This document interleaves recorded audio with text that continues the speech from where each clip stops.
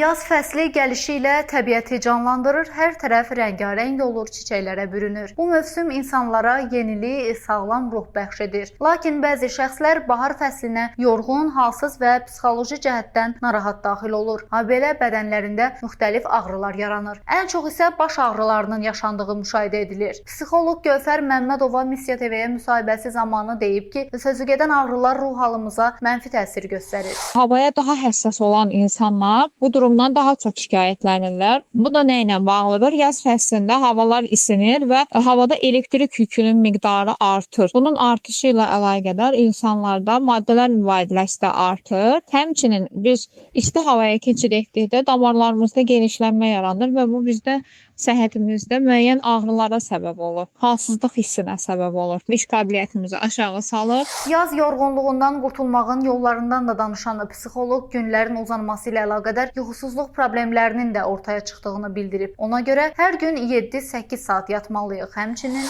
Günəş altında daha çox qala bilərik. Gəzinti ən çox tövsiyə etdiyimiz üsullardan biridir. Mütləq şəkildə idmanla məşğul olmaq. Bunlarla məşğul olduğumuz zaman artıq bədənimizi bu fəslə uyğunlaşdırmağa çalışırıq. Günəş bizdə serotoninin miqdarını artırır. Xoşbəxt hiss edirik, yuxuya daha az ehtiyac duyuruq. Qeyd olunan vəziyyət maksimum 1 ay davam edir. Əgər ağrılar, şikayətlər bitmirsə, bunu bahar yorğunluğu altında gizlətmək əvəzinə mütəxəssislərə, həkimə, psixoloqa müraciət olunmalıdır. Zərintac Mayız qızı, Təbriz Quliyev, Missiya TV.